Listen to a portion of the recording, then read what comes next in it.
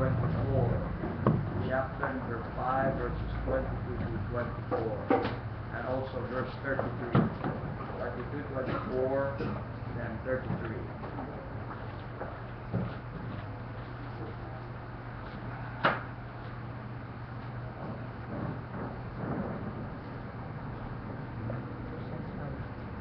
Ephesians 5, 22, 20 to 24. Let's read all together, and I'd like to ask the wives, the wives. Verse 22 to 24, then 33. Okay, wives, let's just follow them. Okay, wives, ready, read. Wives, submit yourselves unto your own husbands, as unto the Lord. For the husband is the head of the wife, even Christ is the head of the church, and he is the Savior of the body. Therefore, as the church is subject to the wife, so let the wives be to their own husbands. Verse 33. Nevertheless, present the one of you in particular to love his wife, even as himself, the wife receive the Spirit of Christ. Let's pray. Father, help us, dear Lord, as we have this beseeching. Help us to accept this. It's not the words of men, but it's the word of God. Right. Make this day in preaching, dear Lord, profitable not just for the wives, but also for all of us, the husband, the unmarried. Thank you, dear Lord, for the opportunity that we have in this time. We can rejoice and we can enjoy your blessings from your word. And please help give us a heart that is humble, a heart that is willing to obey the word of God, submissive to your word. And thank you, dear Father, for the things that we have heard, the songs that we have sang, and fellowship that we had. And this time, be with us hanggang matapos ko on the service this morning. And this we ask in Jesus' name. Amen. Okay, take your seat. Thank you very much. Therefore, beseeching number 28, wives, submit. Amen. Wives, submit. And we discussed that. So itong beseeching 28 po natin is, this is our second Sunday on our beseeching 28. Wives, submit, be subject and reverence your own husband. Give reverence to your own husband. Wives, submit, be subject and reverence your own husband. So, last week, we discussed about these are the instructions ng Panginoon para sa wife. Submit, be subject, and give reverence. Okay? So, we discussed about biblical submission, and it was described in the Bible last week that submission for a wife is a decision to voluntarily place herself under your husband's authority. That is not forced, but that is willingly and voluntarily placing yourself under your husband's authority. Amen. And we discussed about God says that she is to submit to her own husband, not to other husband, but to your own husband. If you are submissive to a pastor or submissive to other men more than being submissive to your own husband, and you have a problem. That's a wrong order. Amen. That's a wrong order. But you are commanded, a wife, to submit to your own husband. Amen. Now, when you submit, we described it last week. When you submit it as unto the Lord. Amen. So you submit it is unto the Lord. So as the wife, so as the husband will love the wife, you love your wife. It is more than emotional connection. It is more than affection or emotional feeling. But first of all, the foundation of our love to our wives is because we are commanded by God. Amen. Because we are commanded by Christ or by God to love our wives. So to maintain our love for our wives is to maintain our love to our Savior. The more we love our Savior, the more we love our wife. Amen. It is not transient, it is not passing, but it is based upon our love of Christ. So if our love of Christ, for Christ will waver, that goes along with our love for our wife. That is a biblical love. Amen. That is a biblical love. So as our submission, ladies. So as your submission. You submit to your husband because you submitted to what God says. Hello? Regardless of who your husband is, what he is capable of doing, or regardless of his weakness, regardless of his frailties, regardless of who he is. Proper biblical submission, you submit to your own husband because God told you so. That is non-negotiable. Amen. Amen. Because God told you so. Your submission to your husband is the evidence of your submission to Christ. To maintain your submission to your husband is to maintain your submission with Christ. The more you submit to Christ, amen, you will also submit to your husband. So, when you submit, that is as unto the Lord. You are not submitting because of who He is, because He's great, or He's weak, or He's or He is submissible, if there's a word. But you submit as unto the Lord. That goes beyond His personality. Amen. But you submit as unto the Lord. Then we learn 4 things that will destroy biblical submission. 4 things that will destroy biblical submission. What we call qualifying. First is qualifying submission. The thought is, when we say qualifying submission, I will follow my husband if he will do me good, or if he will, that is conditional. Qualifying submission. The wife puts restrictions on her submission, or she occasionally submits. Okay? Sa mga bagay na gusto niya. Qualifying. If it please the wife, then I will submit. Things like that. Qualifying. That destroys biblical submission. The Bible does not order the wives to submit if. There's no if. That's not negotiable. You have to accept that without rebellion. You have to accept that without question. When you question that, is you're questioning God. There's no if there. All you have to do is, if your husband is not doing his job in loving you, just submit anyway. Don't follow with his sins. Amen. That goes also if your wife is not submitting, husband, love them anyway. Amen. Kung ganun po ang mindset po natin, amen. So, qualifying submission. That's destroying biblical submission. What else? Grudging submission. I will follow my husband, but I don't like it. Grudging submission. Please follow or obey or submit to your husband, not because you have to. Because the Bible says you have to. But don't stay there. But because you love to. Amen. Because you love your Savior. That's why you lovingly submit to your husband. So grudging submission, pilitan. You follow, yes, you submit. Or you obey, but not joyfully. But biblical submission is being thankful, amen. Being thankful of that command, and joyfully and willingly, not grudgingly, submit to what God says in His Word. Number 3, faithless submission. I will follow my husband, but I'm afraid he can't lead me properly.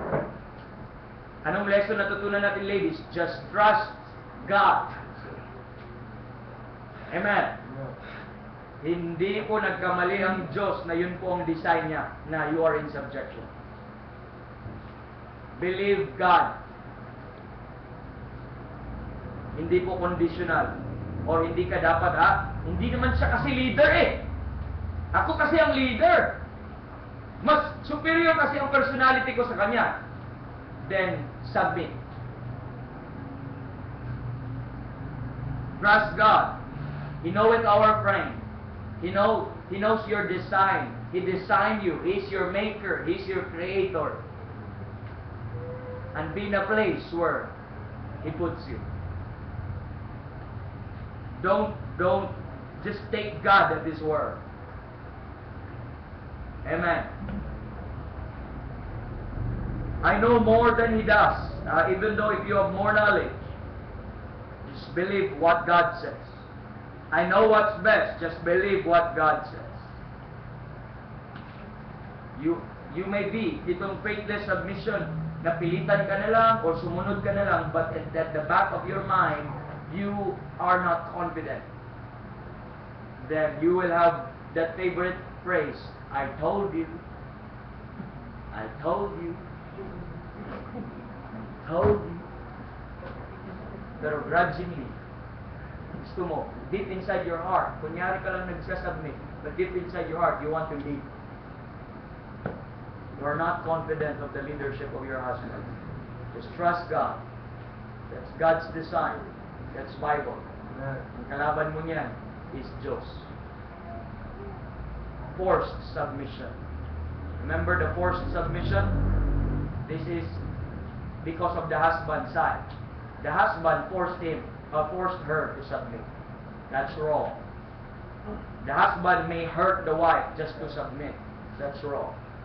So that destroys biblical submission. Okay?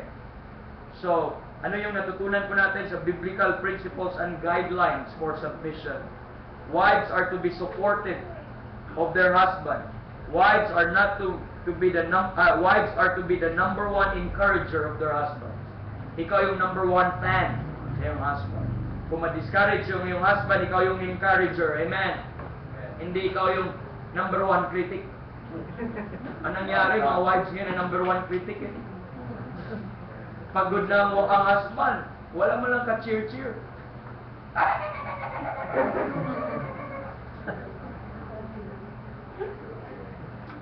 Amen. Be supportive. Amen. In failures, your husband failed. Your husband is not that good, or he may not be the best man, but he is the man God has given you. And God knows He is too wise. Amen. He is too wise. Amen. Just submit. Amen. Being submissive means praise and appreciation instead of seeking it. It means greet your husband with affection instead of complaints and demands. Amen. Andun yung praise, pero nangyayari, puro reklamo, puro problema, puro murmuring. Amen. It means focus on what's right rather than what's wrong. Amen. Or giving mutual support, okay? And it means abandoning all hope of changing each other through criticism or attack. There's the other way to help your husband. Okay? Not nagging or not criticizing, but help him. Amen. Rejoice. The one person in the world, listen very carefully, that the husband, okay, wants to be proud of him, his wife. I don't expect any appreciation from anyone. But it would really destroy me if my wife will not support me. Listen very carefully. It will really destroy me. And that goes along with the ministries that we have. If there is one person that I expect that will be the number one fan, is my wife. The rest are glory to God kung meron. Anong nangyari po sa Christian homes ngayon? Ang number one na critic ay ang asawa. Kaya anong nangyari sa bahay? Chaos. God help us. Listen very carefully. Criticism never changes a husband. Right. Amen. But submission changes a husband. Never criticism changes a husband. Let's go to the next topic, biblical subjection of the wife. Look at verse 24. Therefore, as the church is subject, iba yung submission, iba yung subjection. Hello?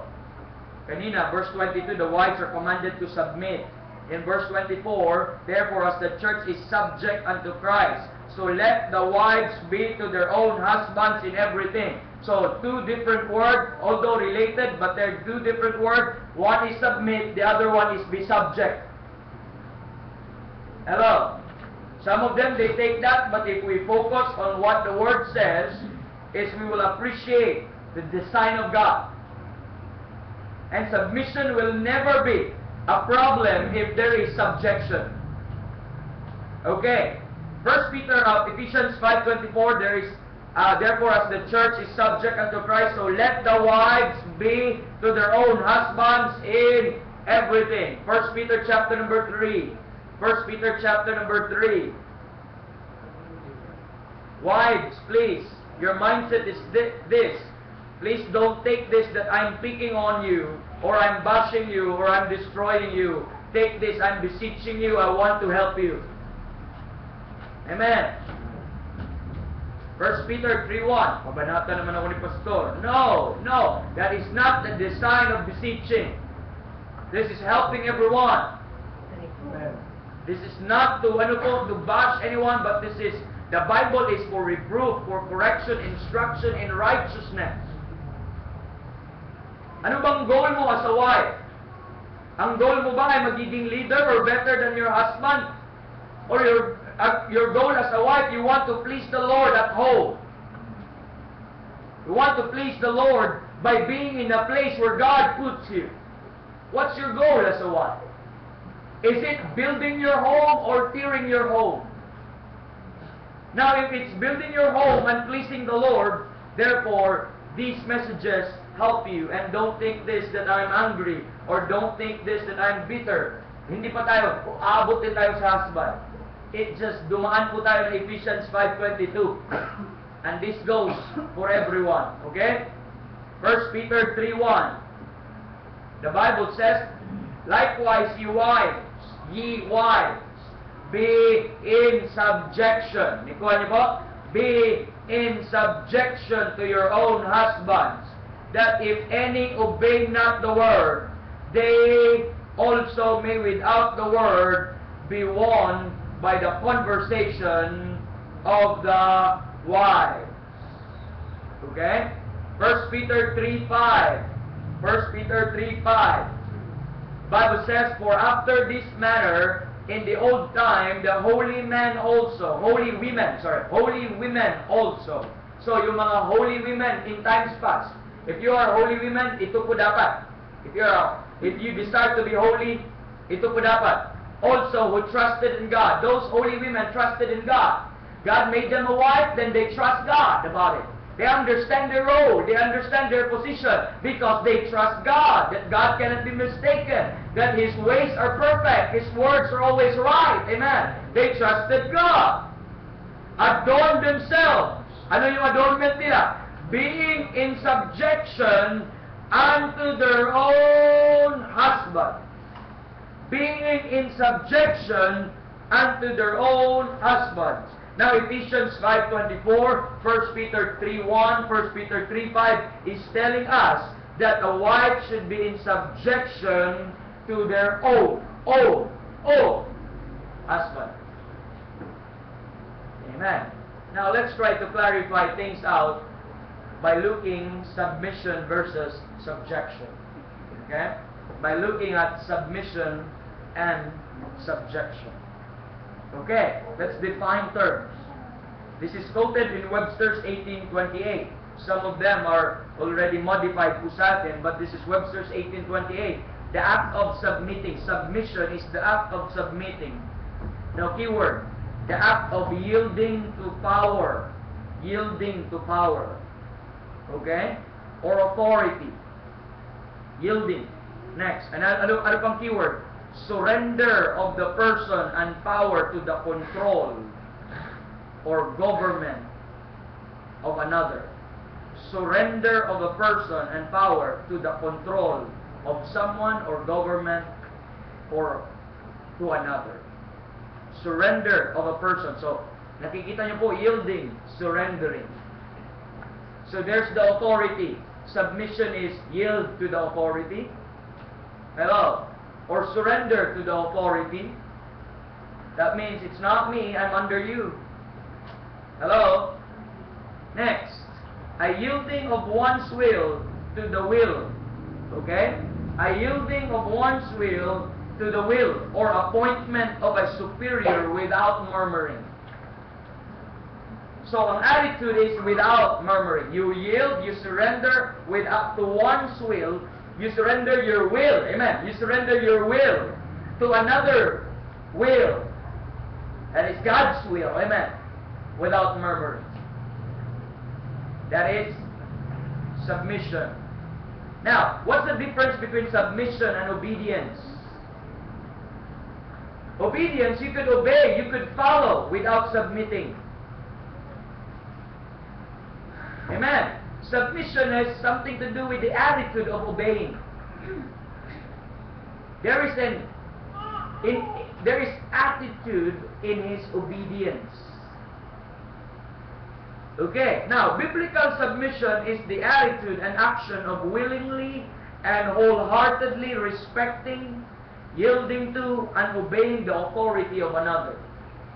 Let me repeat that. Biblical submission is the attitude and action of willingly, wholeheartedly, amen. You could obey without submission. You could follow without submitting. But submission is obedience. Willingly, wholeheartedly, without any murmuring, any question, and rebellion. Okay. Submission focuses on being in obedience. There is a command. Submission now focuses on being in obedience.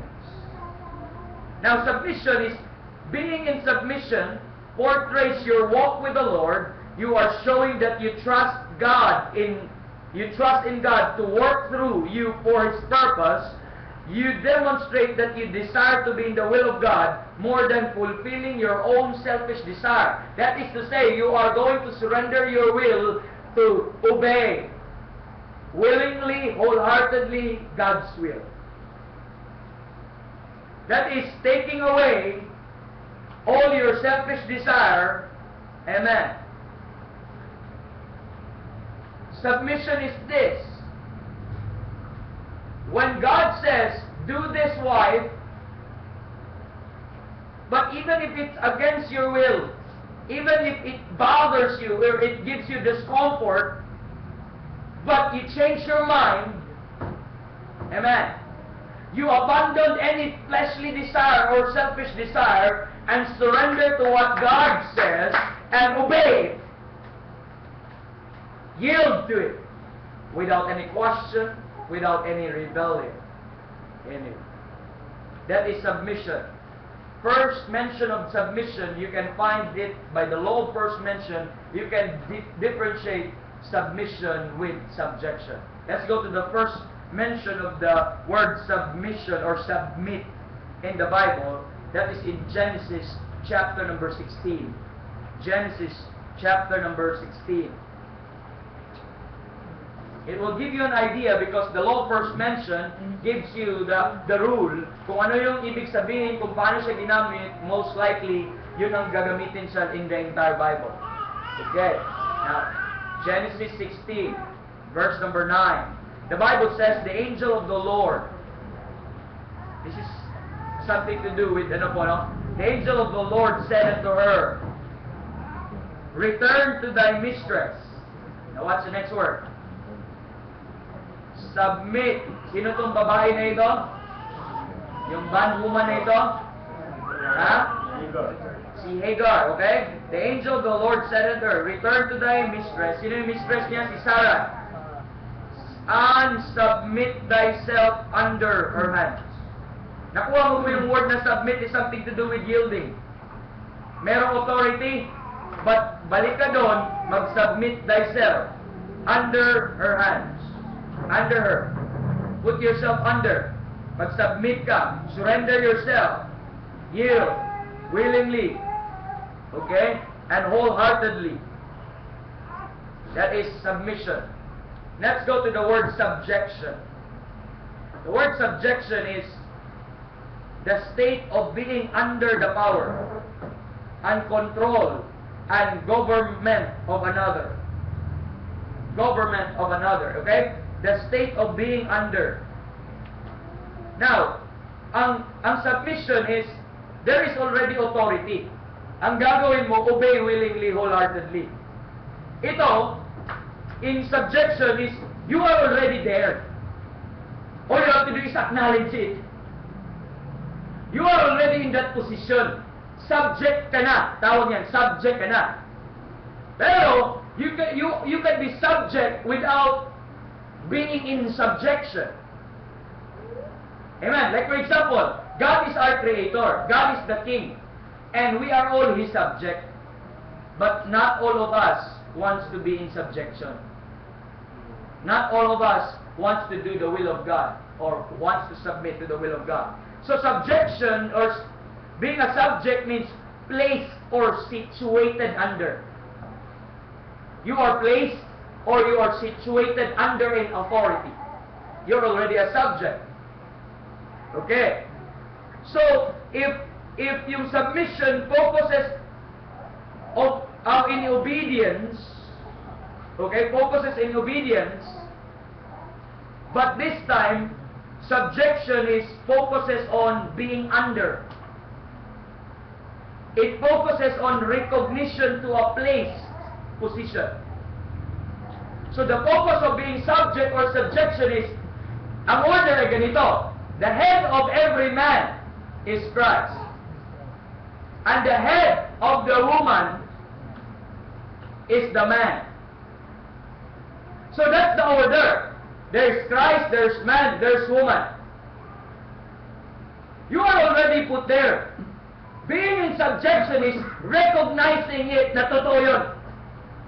Recognizing it that it's right. Hello? So it is being under. Focuses on recognition to a place, position. First mention, Psalm 106. Psalm 106. Look at verse number 42. Psalm 106, verse number 42. What's the word? Psalm 106, verse 42. Kanina, ang command kanina sa submission is, sabi doon, return to thy mistress and submit thyself. Magpasailalim ka. But Psalm 106, verse 42 will give us an idea what subjection is. Verse 42, their enemies also oppressed them, and they were brought into subjection under their hand. They were brought into subjection. So whether you like it or not, you are under. But submission focuses on the attitude of being under. But subjection or being subject is, whether you like it or not, God puts you there. Then, to make that an attitude, be in subjection. Recognize that place. Be thankful on that place. Hello? Be contented on that place. But going beyond is rebellion. Being unthankful is rebellion. Now, to put it together, para magkaroon po kayo ng clue, to put it together, proper submission comes after being in subjection. That means, you recognize that's your place. Then within that place, you're obeying a specific command. So, recognizing being in that place is subjection. But obeying specific commands willingly, wholeheartedly, that is submission. Do you understand? If you're a wife, okay, you're a wife. That means you're automatic subject to the husband. Okay. Submission is this. May mga specific commands sa iyo para sa isang wife to her husband. Gagawin niya, obeying willingly, wholeheartedly, without any murmuring, without any rebellion, that is submission. So in other words, mga kapatid, ito po mga nangyayari. Listen very carefully. Nahirapan po ang mga wives sa submission because in the first place, they did not recognize their place. They were never been a subject to their husband. But if you place yourself under the authority of your husband, then submission follows. Ang di nangyari, akala mo kasi equal kayo eh. Hello? Akala mo kasi equal kayo.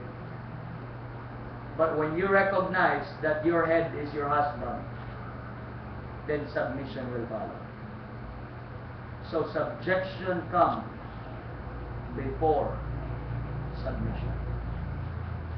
I hope you understand that's just putting things together. Now, to prove that, the Bible speaks of the testimony of subjection. The Bible speaks of the testimony of subjection of a woman or a wife. Ano yung mga nagte-testify na ikaw ay in subjection sa Biblia? Let's go to 1 Corinthians 11. This is the testimony. Even if you don't speak, this will testify, this will tell you that you are in subjection. The testimony of a subjection. The testimony of subjection of a wife in the Bible. 1 Corinthians 11, verse number 3. I would have you know that the head of every man is Christ, and the head of the woman is the man.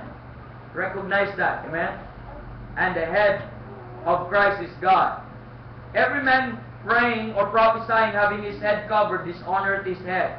But every woman that prayeth and prophesieth with her head uncovered, dishonoreth her head. For that is even all as if she were shaven. For if the woman be not covered, let her also be shorn. But if it be a shame for a woman to be shorn or shaven, let her be covered. But if you are shorn or if you are shaven, short hair, shaven, it's a shame for a woman. Bakit? Verse 7. For a man indeed ought not to cover his head, for as much as he is the image and the glory of God, but the woman is the glory of the man. Please recognize that. The woman is the glory of the man. And if you have problem of that, you are not yet in subjection to God. That's why you are not in subjection to your husband. Because if you are in subjection to God, you will take that fact, you will believe that fact, and you will trust God about it. Hello. Next, look at the next verse. For the man is not of the woman, but the woman of the man. Please understand, the woman is of the man. Neither was the man created for the woman, but the woman for the man. You are created for the man. Hello?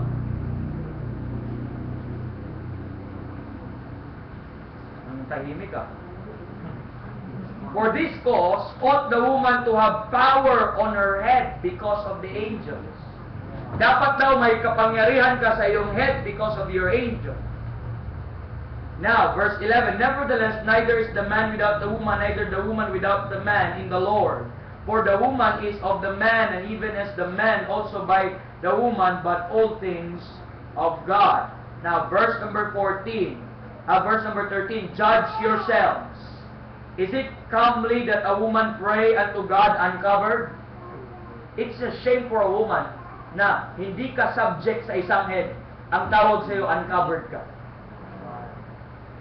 Nagpipray ka, tapos rebellious ka. Sakit.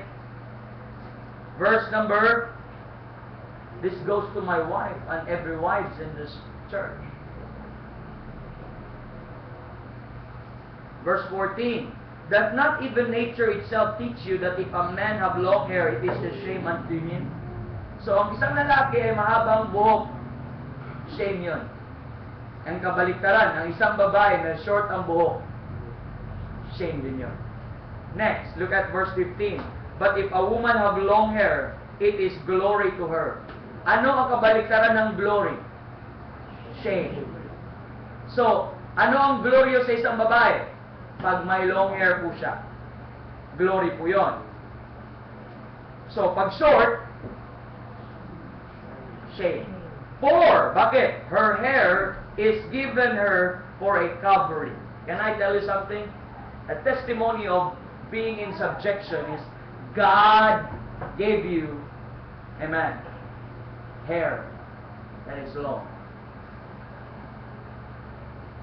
And that pictures, that portraits that you have a coverture. Ladies and gentlemen, the context of 1 Corinthians 11 is all about the ordinance of headship. Listen, your hair, your long hair is more than fashion. Your hair is more than style. Your hair is more than being unique. Your hair is telling you, long hair is telling you a message that you have a coverture. That you are in subjection to a man. That means the message, the true message of your hair, it is that goes beyond modesty, but the real message of that is that you are telling, I am in subjection, or I am under of a man. That could be, if you're unmarried, that could be your father, ladies. And if you are married, that could be your husband. That is a testimony you are telling to the angels and to this world. That this hair portrays that my husband is protecting me. And I am obedient, I am willingly submitting to his authority. Hindi po yun standard na dapat mahaba ang buhok mo para maganda ka tingnan. Though it adds beauty. Although it adds glory. Amen. But the first point is, that is your coverture. Your hair is given for her a covering. So yung covering mo, inano po niya, covering yan physical. Pangalawa, covering yan, telling spiritually that your husband is the one that covers you. Ladies and gentlemen, you are, or ladies, wives, or unmarried ladies, you are despising the Word of God if you have long hair and yet you are not submitting to your own head. That is hypocrisy. That is not Bible, or you may have no understanding with regards to those things. Be careful. Listen carefully. Your long hair testify that you are in submission and you are in subjection.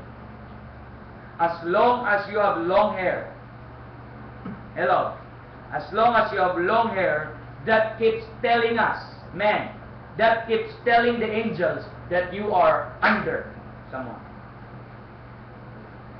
Question, is your hair, is the testimony of your hair consistent to your testimony at home? If not consistent, then cut it off. I talked to my wife this, if God will bless us with daughter, listen very carefully. If God will bless us with a daughter, and in some time, I'm not looking forward, but if in case time will come that she will not submit to her father, hello, she will not obey the word of God, one of my punishment sa kanya, one of my po sa kanya, I will cut her hair openly. That's telling the church that she's ashamed. Hindi niya ni-recognize ang kanyang culture o kanyang tatay. It's a message. That means, wala yan, rebellious na bata yan. Even pag under pa siya sa akin. My wife understands that. We already talk about that. Because I don't want our daughters, by the grace of God, na meron siya mahabang buhok and yet disobedient, and yet hindi nagsasubmit at cut off. Hello? Pag ang isang anak ko lalaki pahabain ang buhok na parang rockstar, that means rebellious yun. Kasi, Hindi ka nag-trust sa covering mo. You don't have to cover your hair. Sabi ng Bible, Mrs. you have a covered church. Isang lalaki, shame yun.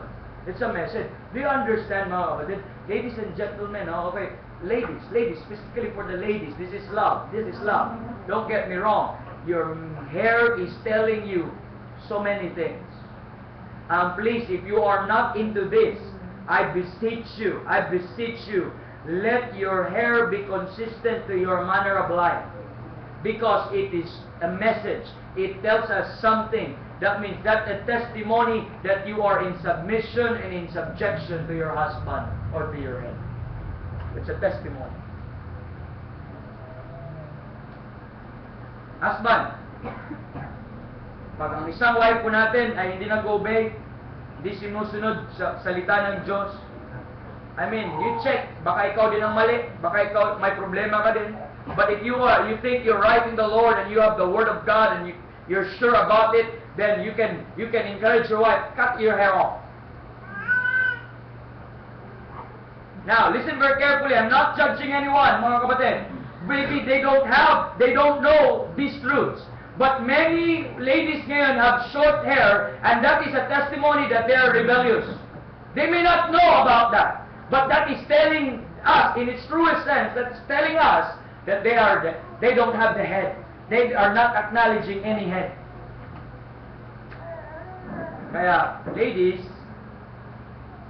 may mga anghel na tumitingin unto the intent, unto the principalities and power in heavenly places might be known by the church, the manifold wisdom of God. You demonstrate that fellowship of the mystery. One of demonstrating the fellowship of the mystery is make that hair consistent to your own attitude. Your hair is telling you that you're submissive or in subjection, but in reality you're not. Then get that right. Next. Okay. Another testimony of being in subjection. 1 Timothy chapter number 2. 1 Timothy chapter number 2. Number 1, ano yung testimony of being in subjection? Long hair. Next is 1 Timothy chapter number 2, verse number 9. Ladies, just enjoy the Word of God. Just be obedient to the Word of God. 1 Timothy chapter number 2. In like manner also, the women adorn themselves in modest apparel with shamefacedness and sobriety, not with broided hair, or gold, or pearls, or costly array, but which becometh women professing godliness with good works. Let the women learn in silence. You see that? Let the women learn in silence with all subjection. But I suffer not a woman to teach, nor to usurp authority over the man, but to be in silence. Okay? Learn in silence and to be in silence. If you are not in silence, then learn to be in silence. 1 Corinthians chapter number 14. 1 Corinthians chapter number 14. Ano yung testimony na nagpapatunay that you are under? Tingnan mo yung mga maingay na asawa under ang husband. Bakit? Yun yung testimony nila. Nagpapatunay sila na mas magaling ako sa husband ko.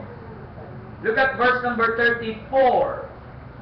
14:34. Let your women keep silence in the churches, for it is not permitted unto them to speak, but they are commanded to be under obedience. Hello.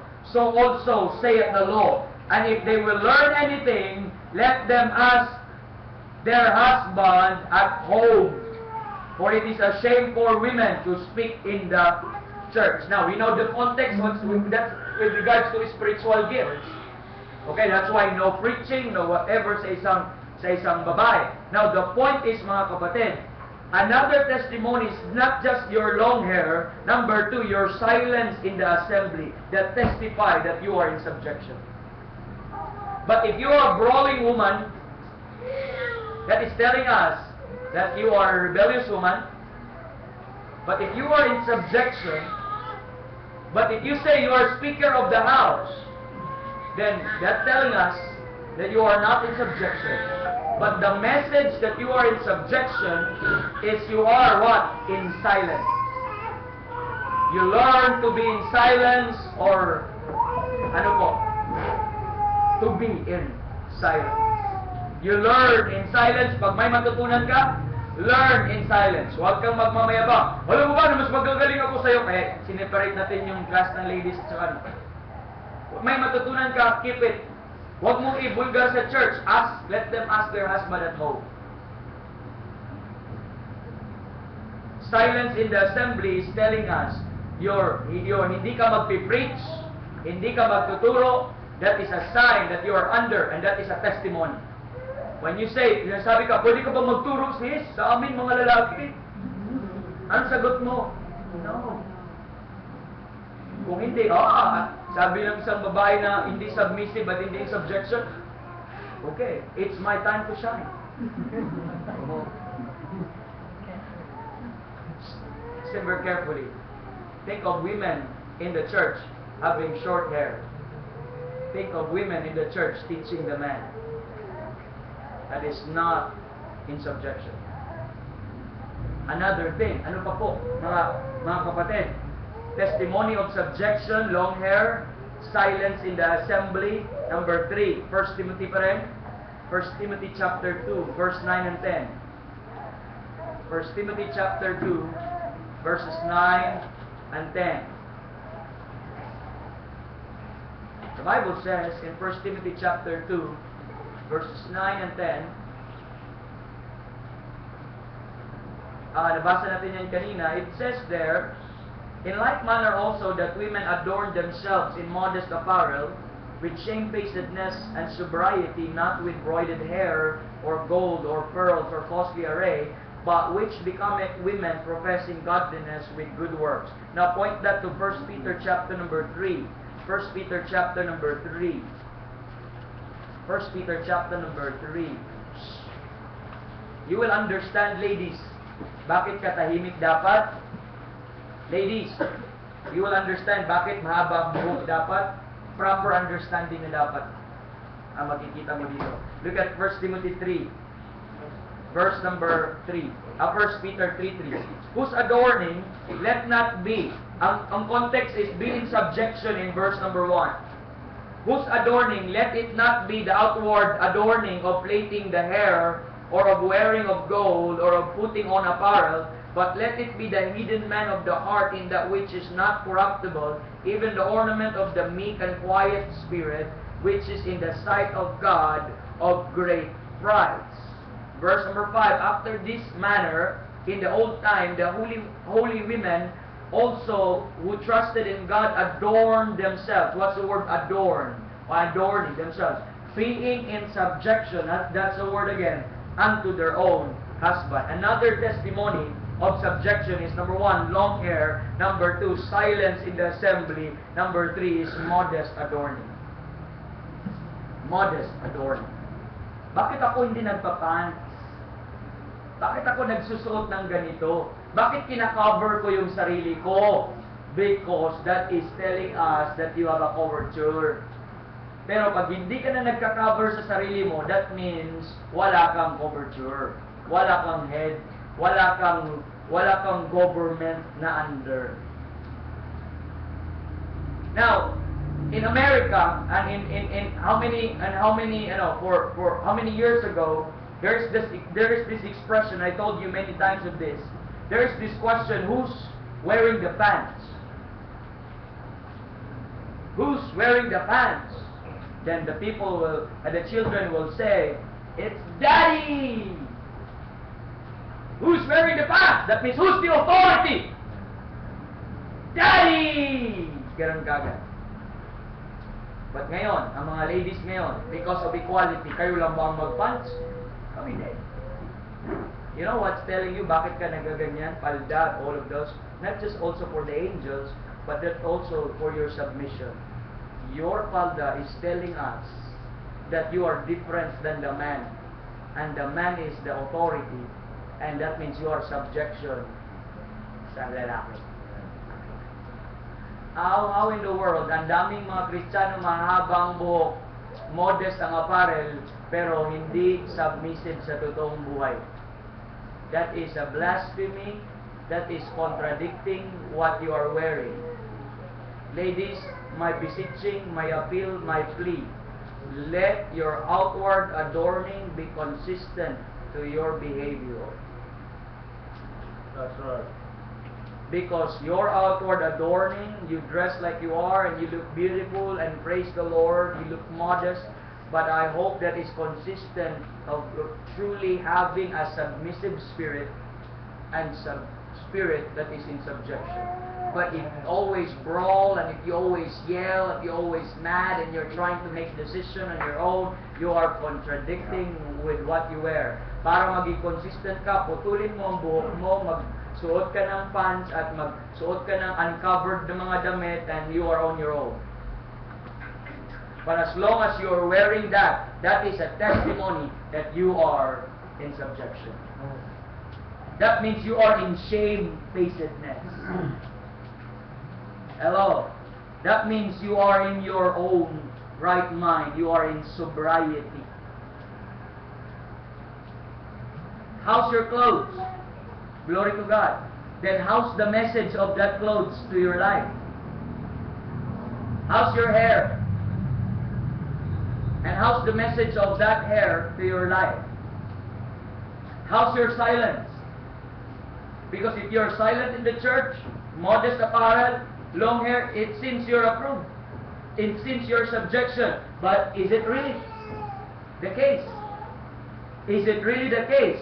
I, therefore, beseech you, please make that disposition na nakikita po namin testify truly and be consistent to its real message. Understand na? Bakit ka nagpalda? Dahil baptista ko. Ganun po ba yun?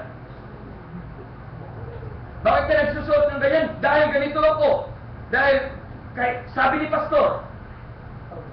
Hala, graver pala. Mas mabigat palang responsibility kasi may message pala. As long as you keep wearing on that, and ang makikita lang namin outward testimony, ang prayer ko lang sana ito. Amen. Glory to God. I've seen ladies here with long hair, and I appreciate that. Then praise the Lord. I've seen modest ladies here. I've seen our ladies being silent, and I hope mga kapatid, and I praise the Lord for those things. But I hope and I pray na sana totoo po yun. Sana totoo po yun. Because that's the testimony of subjection. I will end up with these statements and principles. And we're done. Some specific ways wives are not in subjection to their own husbands. Some specific ways. These are specific ways. Wives are not in subjection to their own husband. Baka hindi nyo ito napansin. But I will remind you with these things. Number one, when she does things in a contentious spirit towards her husband. You are not in subjection to your own husband when you do things in a contentious spirit. Palaaway na espiritu. Cebuano yun. Yun ba sa Tagalog? Palaaway? Okay. Palaaway na espiritu sa iyong husband. Proverbs 21 verse 19, it is better to dwell in the wilderness than with a contentious and angry woman.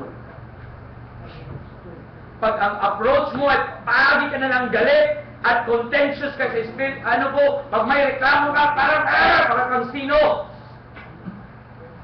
Amen. Nakalimutan mo na under ka sa asawa mo. Nakalimutan mo na you are in subjection. Then, let me remind you that you are not in subjection when you do things in a contentious spirit. Ano dapat ang isang babae? Meek and quiet spirit. Meek and quiet spirit. Not contentious spirit. Not in an angry spirit, but meek and quiet spirit. Puro ka na lang sermon, puro ka na masungit ang mukha. Sino bang matutuwa dyan? You're declaring equality with your husband. Let me remind you, those are ways that when you approach things, kaunting reklamo, kaunting mali, nangaway ka na kagad. You have a problem. and pray to God, Lord, help me with this spirit. Help me with this heart. Help me, Lord. Number 2, some specific ways. Ano pa? Number 2, that a wife is not subjection to their husband when she is more loyal to other men than to her own husband. When she is loyal to other men than to her own husband. Sometimes sobra kang humahanga sa isang tao more than your husband. Sa isang lalaki more than sa iyong husband. It could be ang iyong devotion, ang reverence dapat sa iyong husband, ibinigay mo sa pastor, ibigay mo sa kaibigan, or binigay mo sa ibang husband. You have a problem, that means kaya may problema ka because iyong husband, palagi mo pinakompare sa ibang husband. At ang nagiging hero mo ngayon, ang nagiging authority mo ngayon, is yung kinumparahan mo ng iyong husband. Kasi ito magaling eh. Dapat ikaw, Brother Randy, example lang to, kagaya ka na dapat ni Piolo Pascual. So parang kung ina-adore na ng isang babae is yung si Piolo Pascual na more than that. At more loyal ka, si pastor, ino-obey mo at ang husband mo, hindi. Ano kayo? Ang pastor, sinusunod mo, hinahangaan mo. Ang husband, hindi. You have a problem. You are not in subjection. Be careful. Bakit po? Reminder po ito kasi posible po sa isang babae na mas may dating ang isang lalaki na mag-utos sa kanya or mag-ask ng isang something more than sa kanyang husband. Para bang, pastor, utusan ko isa sa Bible Box, ganito po nangyayari. Sabihin ko sa inyo, sa Bible Box, ganito nangyayari. Pag ang isang babae utusan ng isang pastor without going to the husband, kasi wala naman silang ganyong ano eh. Ang pastor, diretso lang yan, without consulting the husband. Ang babae, excited na excited yan, utusan ng ano. Darating ang panahon na mas loyal siya sa pastor niya, kaysa sariling husband. Mas pag utusan siya ng pastor, excited siya. Pero sabi ng husband, magluto ko nga, nagugutom ako. Rarahin mo lang! Ano ba yan? Kakain mo lang, luto na lang ako ng luto ng langan. Magluto ka rin! Pero pag si pastor, hindi ka bumili ng bulaklak doon, ano natin, sige pa, yun ang nangyayari sa church namin, and that's really true. Para ang wives, listen very carefully, Sister Robilyn and the rest ng kasama ko sa ball will testify. They could testify that this is true. I'm telling them because I'm within. Ang mga wives nag-aagawan sa atensyon ni pastor. Paunahan ko sila, kaya nag-away-away sila sino makakuha na atensyon ni pastor.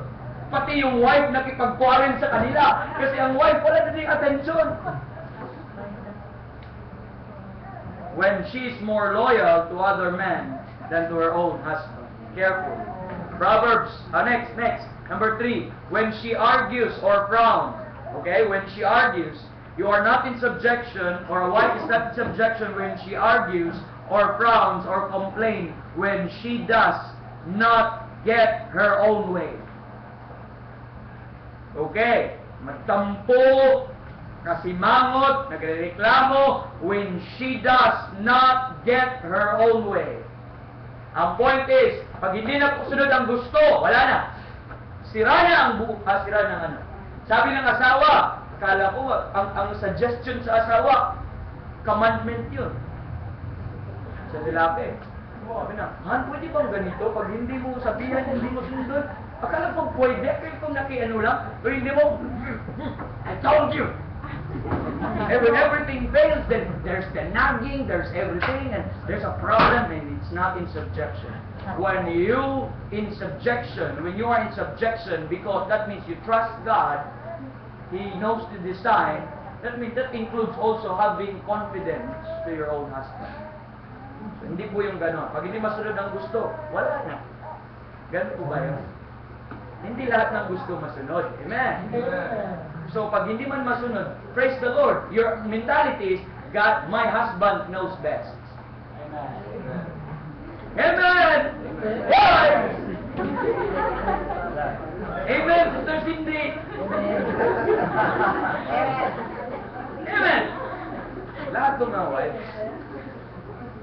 Number 4, Proverbs 21 verse 9, it is better to dwell in a corner of the housetop doon na lang tayo sa ano, no? Doon ka na sa attic kung meron. Pag walang attic, doon sa bubong. Amen. Than with a brawling woman in a white house. Amen. Proverbs 21:19, it is better to dwell in the wilderness than with a contentious and hungry woman. Okay, number 4. How do I know that a wife is not in subjection when she corrects?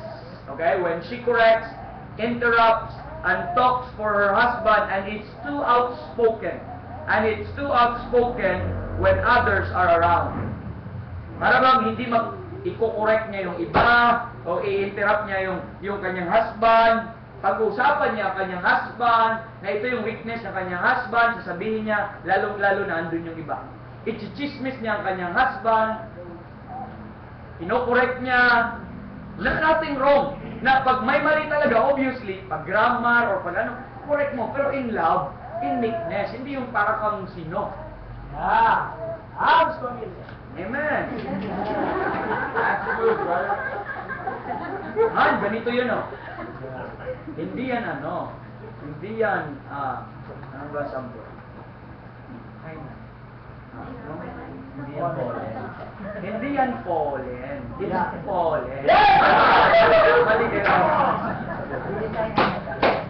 It is pollen. I'm saying, tell it in love. Amen. Tell it in love. Know your place. Subjection ka ba? Make sure, you have to make sure na para bang si dinidiktahan mo ang presidente o dinidiktahan mo ang Diyos. Parang ganun ang attitude natin. Parang sino ba? Being in subjection is you know your place.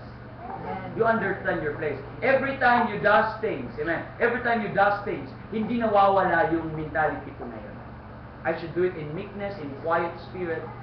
Hindi yung pag-uusapan mo, husband mo, ipo-correct mo, harap-harapan, ipahiya mo, husband mo, lalo na yung iba. Wala bang control na asawa? Too outspoken when others are around. Look at Proverbs 27 verse 15. Proverbs 27, ako na po magbasa, pasulat na lang po, a continual dropping in a very rainy day and a contentious woman are alike. So, ang isang malakas na ulan, hindi yan tumitigil, walang control yan, kahit it flood the whole area.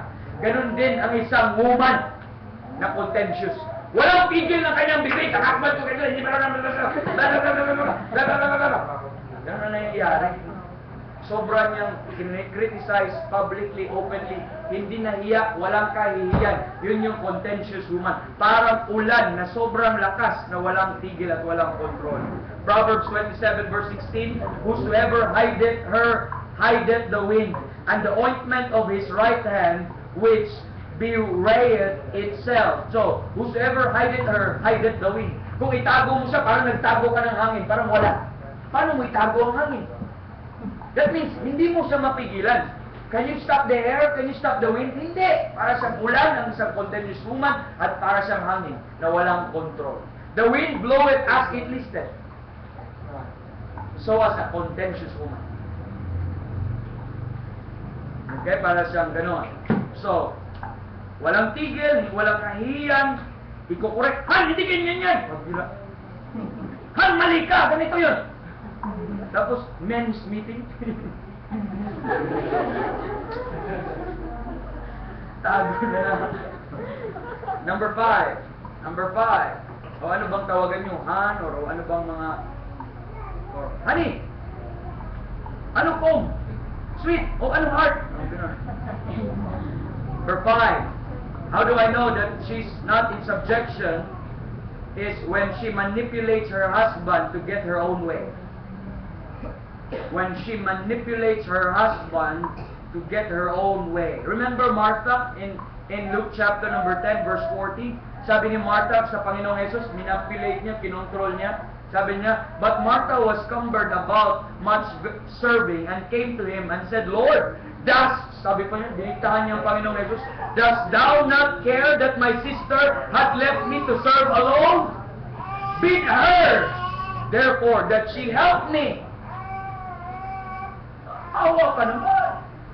Pag ang isang asawa, babaeng asawa, hindi nakuha yung ang gusto niya, i-manipulate niya ang kanyang husband, that means, mga kapatid, you are not in subjection. Paano mo i-manipulate? Pwede mong i-deceive, pwede mong iyak-iyakan, amen? pwede kang magmamakaawa, pwede mong inag, pwede kang mag-complain, pwede kang magalit, pwede mong i-intimidate ang iyong husband. By any means, pag hindi mo para lang makuha yung gusto mo, i-manipulate mo siya. Yan. Ang isang subject, hindi nagmamanipulate yun sa authority. Bagkos ang authority, siya yung nagkukontrol, nagtitain sa isang subject. That is being in subjection. Pag once na nagmamanipulate ka na, you are trying to control the head. Therefore, ano po mga isa sa mga bantayan natin, man, ladies will tend to be manipulative in their ways. Be careful. Remind them, I'm still in control. Remind them, I'm still in control. Remind them, I'm still the head. But as a head, be careful, you should be like Christ.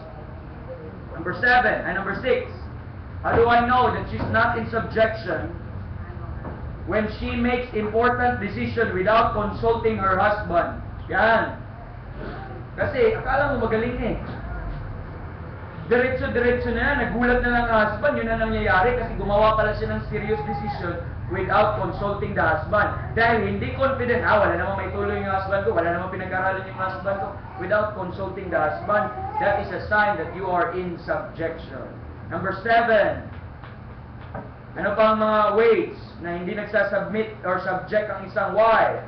When she directly defies her husband's wishes or authority or yung mga charges. Ano po yun? Pag sinabi ng husband, pwede ko ba magluto? Ayoko! Pagod ako! That is refusal. Direct refusal. Direct disobedience. 1 Samuel 15:23, for rebellion is a sin of witchcraft, and stubbornness is as iniquity and idolatry. 1 Samuel 15:23. When you directly, ayoko, pagod ako, ayoko. Something like that. Okay? Busy ako. Tapos may dalang remote.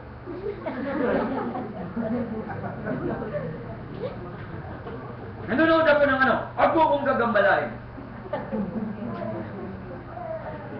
Is that true to houses right now? Is that true to homes right now? Homes are destroyed because of these things. Number 8, when she thinks she's better. How do I know? When she thinks she's better than her husband and takes matter in her own hands. When she thinks she's better, mas mataas ang pinag-aralan ko eh. Mas mataas ang IQ ko eh. Or mas madami akong experience sa husband ko eh. Then, pag alam, yun ang mentality niya, then he's now taking in charge. That means you are not in subjection. You are not in subjection to God's word. Therefore, you are not in subjection to your head. Amen.